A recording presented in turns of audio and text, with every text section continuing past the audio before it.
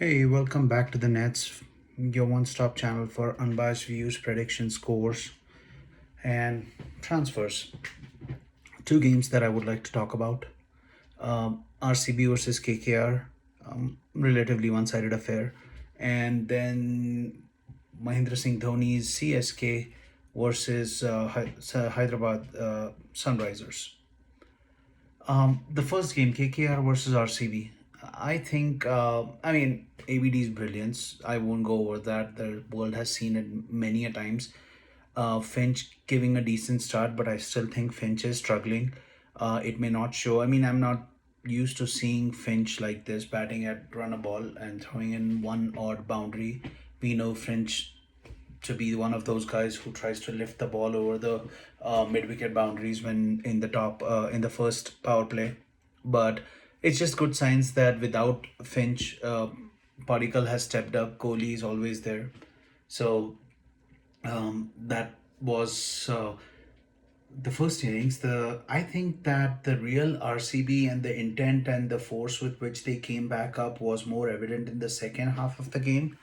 And I say that because we all know the Finns, the Kohlis, the ABDs that come in and just take the game away from you.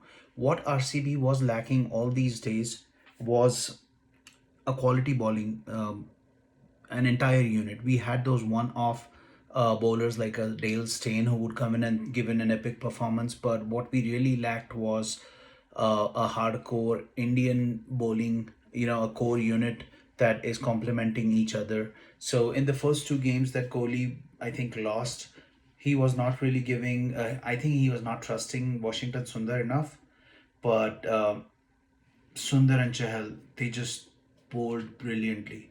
8 overs for 32 runs and 3 wickets in a T20 game just shows you how amazing they might have been, and that is when a team is trying to chase at 10 and over. So that just speaks volumes about how they are bowling in for their captain. The best thing is when you look at Kohli, you see that aggression on the field. His field changes. He's trying to be in the game, get more involved. This was the Kohli that we thought was missing in the first two games. But I think RCB, I won't be surprised if RCB actually finishes at the top of the table right now. They have started gaining momentum at the right time. As far as KKR goes, I think Dinesh Karthik is not really the captain that they would need.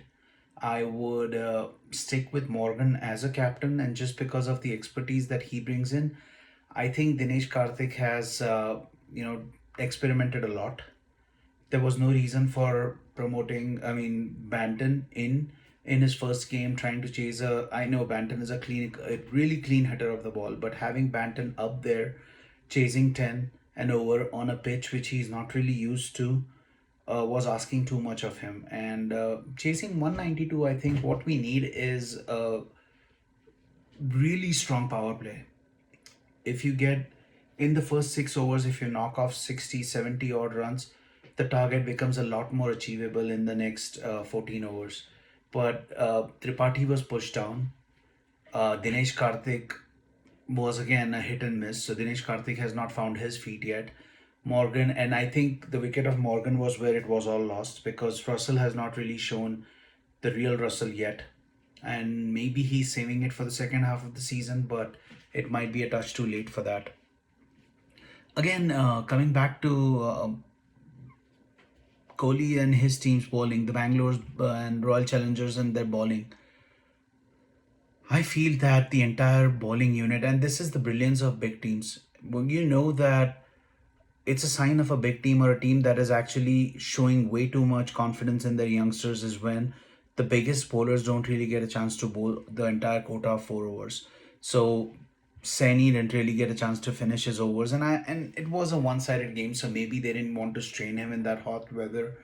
But Siraj stepping up, Saini doing what he does, the introduction of Morris, it adds a different balance because Morris also is one of the cleanest hitters in the lower middle order.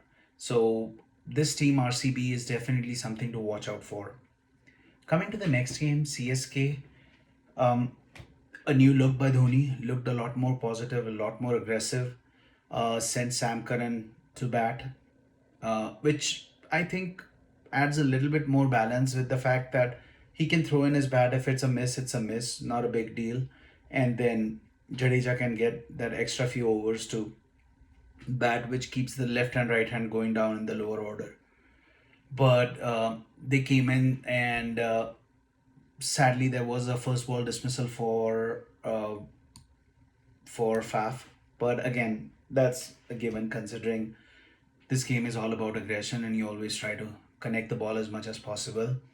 With CSK, the biggest thing that I find that, the positives from this CSK unit so far has been Shardul Thakur and Chahar.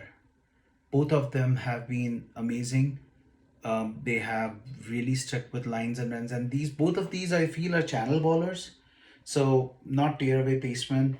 They have that little bit of a nip moving the ball in and out, but they always try to stick with that little channel outside off stump. And I think that uh, if given a chance, I think either one of them could be on the flight to Australia. I won't be surprised if they are. But again, I think that currently the Indian bowling lineup, I think maybe Saini might make that trip instead of Yadav. We never know. But another thing that I would say with the mishap with SRH is Warner is not really firing. I have said that many a times, but one of the things that I did find was Priyam Garg. Priyam Garg, way too much is asked of him, and I think that some of the things that he can do that is within his control is playing a little bit mature cricket, like give a run off. You have Williamson on the other end. You don't really have to go for an extravagant shot when you know that there is a senior batsman in. And yeah, he might be going in to, make his mark or just let the world know that he's there.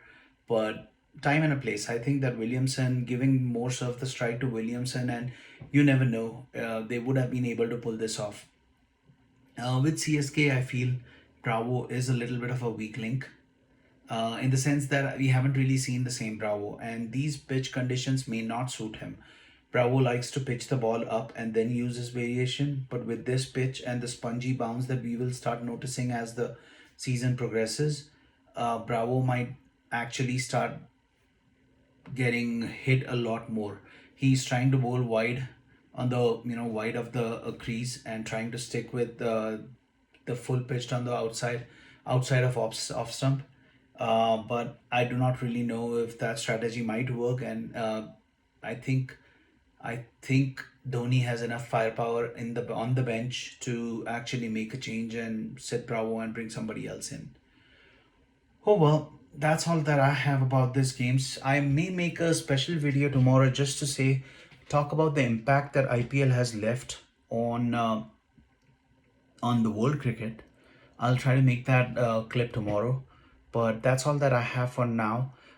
Firstly, let me thank you guys for making me reach to 100+ subscribers. Thank you. And if you like this channel, again, I would say please do let everybody know. If you don't like it, let me know. Leave it in the comments. I'll be more than glad to look at it and edit my content. Thank you, and we will talk again shortly.